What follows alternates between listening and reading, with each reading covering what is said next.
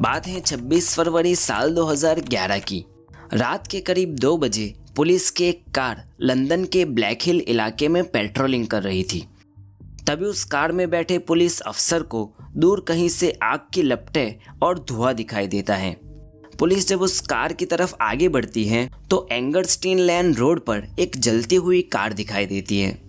Police officer तुरंत London fire brigade को बुलाते हैं और किसी तरह से आग पर काबू पाया जाता है। आग बुझाने के बाद पुलिस उस कार की तलाशी लेती है।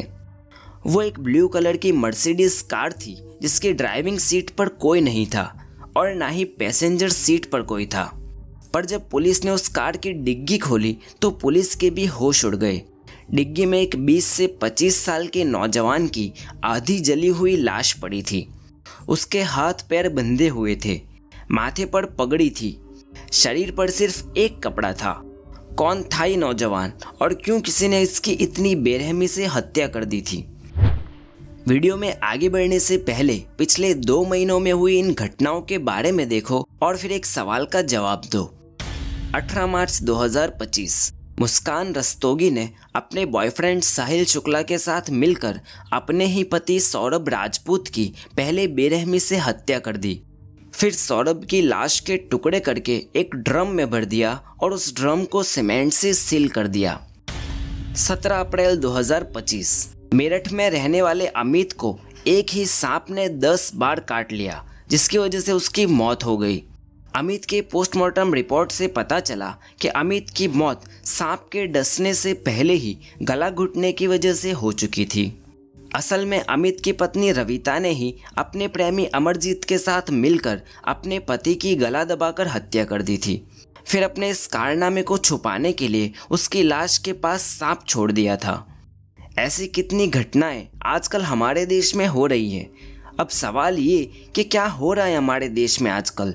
क्यों अचानक से ऐसी घटनाओं की तादाद बढ़ने लगी है?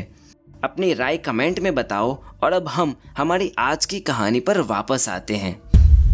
कहानी की शुरुआत होती है साउथ लंदन के बैक्सली हीथ इलाके से। गगनदीप सिंह की पैदाइश साल 1988 में एक सिख इंडियन परिवार में हुई थी। उसके पिता चरणजीत और माता तजिंदर की वो पहली संतान थी। छोटी सी उम्र से ही गगनदीप स्मार्ट और इंटेलिजेंट था। आपको भी पता चलेगा कि गगनदीप कितना स्मार्ट था जैसे जैसे आप वीडियो में आगे बढ़ोगे। साल 1991 में तजिंदर ने एक लड़की को जन्म दिया जिसका नाम उन्होंने अमरदीप रखा। दोनों भाई बहन को एक दूसरे से काफ़ी लगाव और मोहब्बत थी। गगनदीप के पिता चरणजीत लंदन में एक एम्प्लॉयमेंट एजेंसी चलाते थे। इसमें 300 से ज़्यादा लोग काम करते थे। बिजनेस इतना सक्सेसफुल था कि माता तजिंदर भी पिता के साथ ही ऑफिस में काम करती थी, जिसकी वजह से दोनों बच्चे भी स्कूल टाइम पूरा होने के बाद पिता के ऑफिस में चले जाते। यहीं से गगनदीप कंप्यूटर पर बैठने लगा और अपने पिता का बिजनेस सीखने लगा। साल 2009 में गगनदीप के पिता चरणजीत इंडिया आए और इस एक ट्रिप ने पूरे परिवार की खुशनुमा जिंदगी को उलट कर रख दिया। दरअसल चरणजीत लंदन में रहते हुए अपने एक दोस्त के जरिए इंडिया में प्रॉपर्टी खरीदता था, यानी वो पैसे भेजता और उनका अकाउंटेंट दोस्त उनकी प्रॉपर्टी का हिसाब किताब रखता। पर पिछले कुछ समय से चरणजीत को अपने इस दोस्त पर शक होने लगा था, तो उसी सिलसिले में चरणजीत इंडिया आए हुए थे। इंडिया आकर उन्हें पता चला कि सच में उनका दोस्त चरणजीत से पैसे लेकर अपने नाम से प्रॉपर्टीज खरीद रहा था। इसी बात को लेकर दोनों के बीच झगड़ा हुआ और उसी दोस्त ने सुपारी देकर चरणजीत की इंडिया में ही हत्या करवा दी। चरणजीत की अचानक से हुई हत्या से पूरे परिवार पर मानो पहाड़ सा टूट पड़ा। पति की मौत की खबर सुनकर ताजिंदर को हार्ट अटैक आ गया और उन्हें कई हफ्ते अस्पताल में गुजारने पड़े। इस हालत में गगनदीप को ही पूरे परिवार को संभालना था, क्योंकि वही अब घर में सबसे बड़ा था। छोटी सी उम्र से ही गगनदीप के सर पर परिवार और बिजनेस दोनों की जिम्मेदारी आ गई थी। पर गगनदीप स्मार्ट था, इंटेलिजेंट था। उसने अचानक से आई इन जिम्मेदारियों को बखूबी निभाया।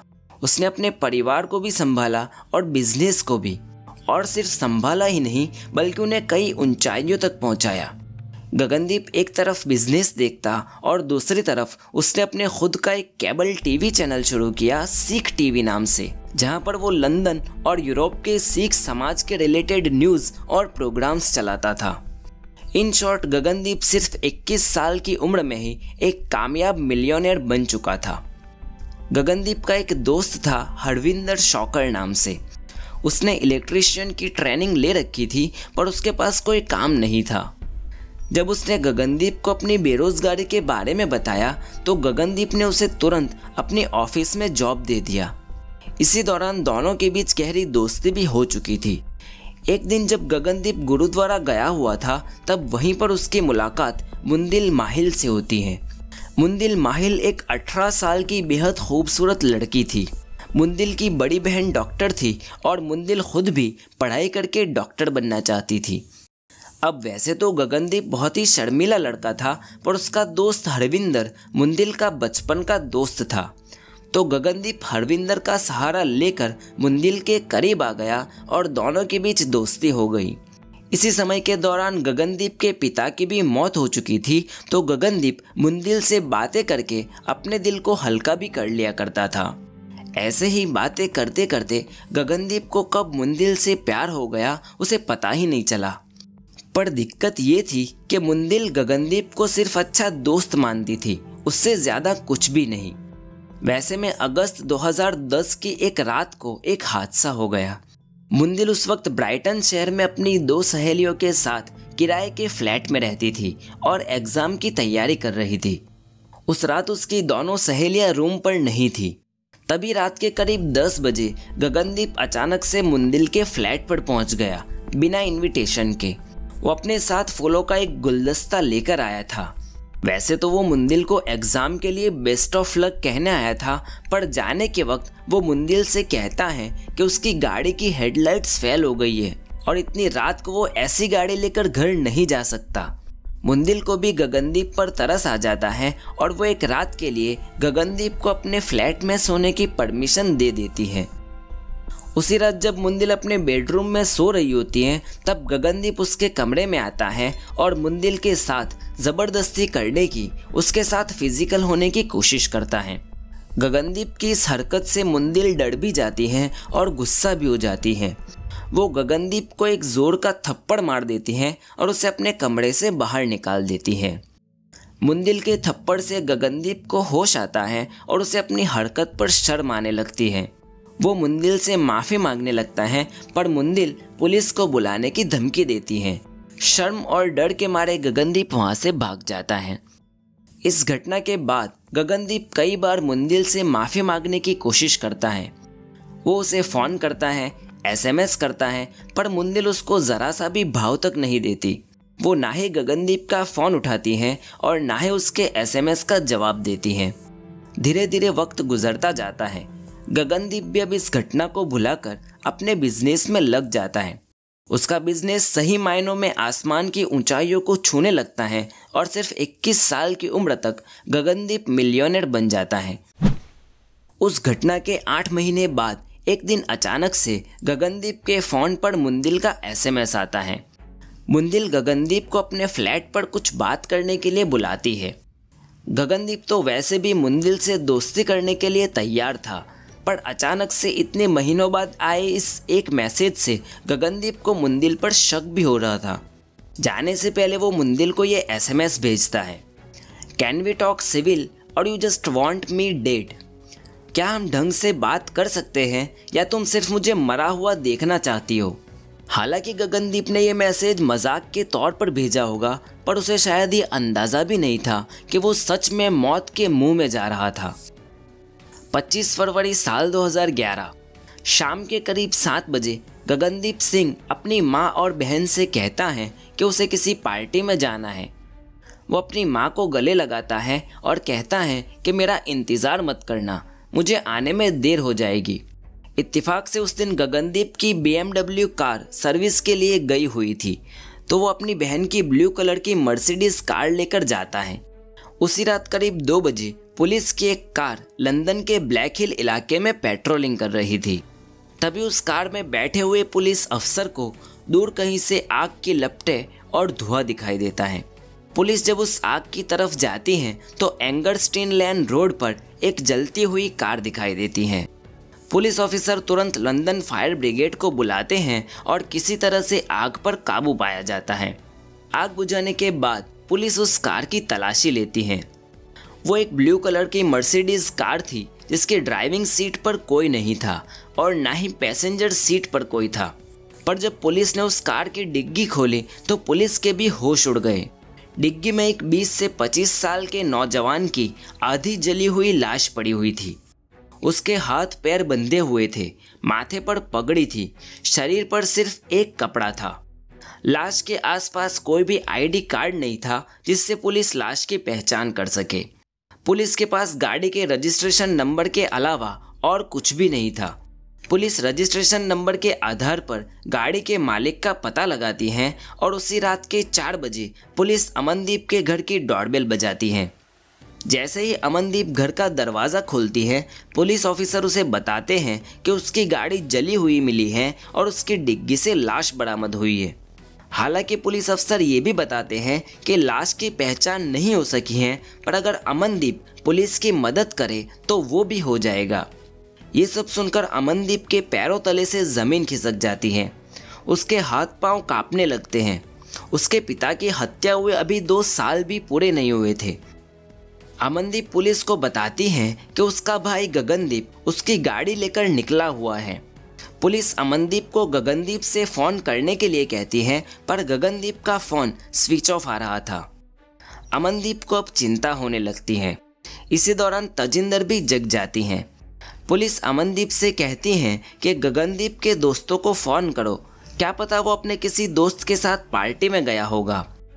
अमनदीप सबसे पहले हरविंदर शॉकर को फ़ोन करती हैं क्योंकि उसे पता था कि हरविंदर ही गगनदीप का बेस्ट फ्रेंड था। हरविंदर फ़ोन तो उठाता है पर गगनदीप के बारे में कुछ भी जानने से इनकार कर देता है। अमनदीप गगनदीप के बाकी के दोस्तों को फ़ोन करती हैं। उनमें से एक दोस्त बताता है कि गगनदीप मुंदिल के घर जाने के लिए निकला हुआ था। अमनदीप अब मुंदिल को फ़ोन करती हैं और अपने भाई के बारे में पूछती हैं। मुंदिल कहती है कि गगनदीप उसके घर पर आया ही नहीं था। अमनदीप उससे थोड़ी सख्ती दिखाती है और कहती है कि मुझे पता है कि मेरा भाई वहीं पर है। जवाब में मुंदिल कहती है कि गगनदीप घर पर आया तो था, पर मैंने उसे घर में दाखिल ही नहीं होने दिया। मुंदिल के 2 अलग अलग जवाब सुनकर अमनदीप को उस पर शक होने लगा था। उसने पुलिस अफसर को सारी बात बताई। पुलिस को भी ये अंदेशा होने लगा था कि हो न हो लाश गगनदीप की ही है, पर वो बिना किसी कन्फर्मेशन के परिवार को शॉक देना नहीं चाहते थे। पुलिस ने अमनदीप के घर से गगनदीप का टूथब्रश और कंघी ले लिया ताकि उसके ज़रिए डीएनए मैच किया जा सके। इधर पुलिस को ये भी ढूंढना था कि कार यहाँ तक आई कैसे और उसमें आग कैसे लगी। पुलिस ने आसपास लोगों से पूछा पर किसी को कोई आइडिया नहीं था। पुलिस ने उस इलाके और उसके आसपास के रास्तों पर जितने भी सीसीटीवी कैमरा लगे हुए थे उनके फुटेज निकाले और सबको बारीकी से चेक करने लगे। इसी में से एक फुटेज में गाड़ी को आग लगने के बाद 2 जवान लड़के भागते हुए दिखाई दे रहे थे। इन दोनों में से एक ने पगड़ी पहनी हुई थी। साफ जाहिर हो रहा था कि यही 2 लोगों ने या तो आग लगाई है या फिर आग लगने की वजह से गाड़ी छोड़कर भागे हुए हैं। इधर लाश का पोस्टमार्टम भी हो चुका था। पोस्टमार्टम रिपोर्ट के मुताबिक विक्टिम के पूरे बदन पर काफ़ी ज़्यादा चोटें आई हुई थी। सिर में एक गहरी चोट थी जो कि शायद किसी भारी चीज़ से मारने की वजह से आई थी। कुछ हड्डियों में फ्रैक्चर हुआ था, पर विक्टिम की मौत उसके फेफड़ों में खूब सारा धुआं जाने की वजह से हुई थी, जिसका मतलब ये कि जब गाड़ी को आग लगाई गई तब विक्टिम जिंदा था। वो उसी गाड़ी में जलते हुए मरा था। 26 फरवरी की रात गगनदीप अभी तक घर नहीं आया था। रात के 9 बजे डीएनए टेस्ट का रिजल्ट आता है। लाश गगनदीप की ही थी। अमनदीप ने पुलिस को पहले से बता रखा था कि उसकी मां का दिल कमज़ोर है। पहले भी उसके पिता की मौत की खबर सुनकर उन्हें हार्ट अटैक आ चुका था। इस बार अगर उन्हें गगनदीप की मौत के बारे में बताया गया तो शायद वो मर ही जाती। सबसे पहले ताजिंदर को अस्पताल में भर्ती कराया गया। उसके बाद ही उन्हें गगनदीप की मौत के बारे में बताया गया। मैं और आप अंदाज़ा भी नहीं लगा सकते कि उस माँ पर क्या बीती होगी जिसने पहले अपने पति को खोया और सिर्फ 2 ही साल में अपने एक अकेले बेटे को भी। अमनदीप भी गहरे सदमे में चली गई थी। वो ना रो सकती थी और ना कुछ बोल पाती थी। अब उसे ही अपनी माँ को भी संभालना था। इधर पुलिस को गगनदीप के कातिल को पकड़ना भी था। पुलिस अपने हिसाब से इन्वेस्टिगेशन शुरू करती है। पुलिस को पता था कि हो न हो गगनदीप की मौत के पीछे मुंदिल का हाथ है, पर मुंदिल अकेले इतना कुछ तो नहीं कर सकती थी। पुलिस मुंदिल के फ्लैट में जाती है, पर मुंदिल फ्लैट में मौजूद नहीं थी। पुलिस ने फ्लैट का दरवाज़ा तोड़ा और उसकी तलाशी ली। साथ में आस पड़ोस के लोगों से भी पूछना शुरू किया। एक पड़ोसी पुलिस को बताता है कि उस रात करीब 11 बजे उसने 2 लोगों को एक भारी चीज़ को कंबल में लपेटकर उठाते हुए गाड़ी की डिक्की में डालते हुए देखा था, पर वो दोनों मर्द थे। इधर मुंदिल के कमरे के फर्श पर छोटे छोटे खून के कतरे दिखाई देते हैं। बिस्तर पर नया कंबल बिछा हुआ था जिसका बिल अभी तक डस्टबिन में ही था। साइड में कैमरा स्टैंड लगा हुआ था जिस पर भी खून दिखाई दे रहा था। अगले दिन 26 फरवरी की रात को 9:40 पर पुलिस ने मुंदिल को गिरफ्तार किया। मुंदिल ने फिर उस रात की पूरी कहानी सुनाई। असल में मुंदिल गगनदीप की उस हरकत को भुला नहीं पा रही थी जो उसने 8 महीने पहले वाली रात को किया था। मुंदिल ने उसके बारे में हरविंदर शौकर को सब कुछ बता दिया। हरविंदर वैसे भी मुंदिल को चाहता था। मुंदिल की बातें सुनकर वो गुस्से में आ गया। इन दोनों को लगा कि गगनदीप को सबक सिखाना ज़रूरी है। हरविंदर ने अपने एक दोस्त डैरेन पीटर्स को साथ में रखा जो कि प्रोफेशनली क्रिमिनल था। इधर मुंदिल ने गगनदीप को बात करने के बहाने घर पर बुलाया। गगनदीप तो वैसे भी मुंदिल से सुलह कर लेना चाहता था। उसे लगा कि मुंदिल ने उसे सच में माफ़ कर दिया होगा। जाते हुए रास्ते में वो मुंदिल के लिए एक टेडी बियर, फूलों का बुके और कुछ गिफ्ट खरीदता है। जैसे ही गगनदीप मुंदिल के फ्लैट में पहुंचता है, वो देखता है कि वहां पर मुंदिल के साथ हरविंदर और उसका एक दोस्त भी मौजूद है। गगनदीप कुछ समझ सके उससे पहले हरविंदर गगनदीप पर हमला कर देता है और जोर का एक मुक्का मार के उसे ज़मीन पर गिरा देता है। अचानक हुए इस हमले से गगनदीप डर जाता है और चिल्लाते हुए मुंदिल को मदद के लिए पुकारता है। मुंदिल ये सब देखकर दूसरे कमरे में चली जाती है और दरवाज़ा बंद कर देती है। करीब 20 मिनट तक हरविंदर और डैरेन पीटर्स गगनदीप को अलग अलग चीज़ों से मारते पीटते रहते हैं। जब काफ़ी ज़्यादा कुटाई से गगनदीप बेहोश हो जाता है तो ये दोनों मिलकर गगनदीप के हाथ और पाँव को रस्सी से बांध देते हैं। मुंदिल अभी तक उस कमरे से बाहर भी नहीं निकलती। फिर ये दोनों गगनदीप को एक कंबल में लपेटकर उसी की मर्सिडीज में डिग्गी में ठूस के भर देते हैं। फिर वही गाड़ी लेकर दोनों निकलते हैं और ब्लैक हिल की सुनसान गली में चले जाते हैं। वहाँ गाड़ी को एक तरफ पार्क करके उसके ऊपर पेट्रोल छिड़क कर उसमें आग लगा देते हैं। आग लगाने के बाद दोनों वहाँ से भाग जाते हैं। मुंदिल की गवाही के बाद हरविंदर और डैरेन पीटर्स को भी गिरफ्तार कर लिया जाता है। इधर एक तरफ गगनदीप का अंतिम संस्कार किया जाता है जिसमें बड़ी संख्या में लोग शामिल होते हैं। दूसरी तरफ अपराधियों की कोर्ट ट्रायल शुरू होती हैं। मुंदिल के वकील ने कहा कि मुंदिल गगनदीप को मारना या मरवाना नहीं चाहती थी। वो तो बस यही चाहती थी कि हरविंदर गगनदीप को समझाए या उसे एकाध थप्पड़ मार के छोड़ दे, पर बात इतनी बिगड़ जाएगी उसका उसे अंदाज़ा तक नहीं था। करीब 1 साल बाद 24 फरवरी साल 2012 में कोर्ट ने अपना फैसला सुनाया। हरविंदर सिंह शौकर को गगनदीप सिंह के मर्डर के जुर्म में 22 साल कैद की सज़ा सुनाई गई। डैरेन पीटर्स को 12 साल, जबकि गगनदीप के हत्या की मुख्य सूत्रधार मुंदिल माहिल को कोर्ट ने सिर्फ 6 साल जेल की सज़ा सुनाई।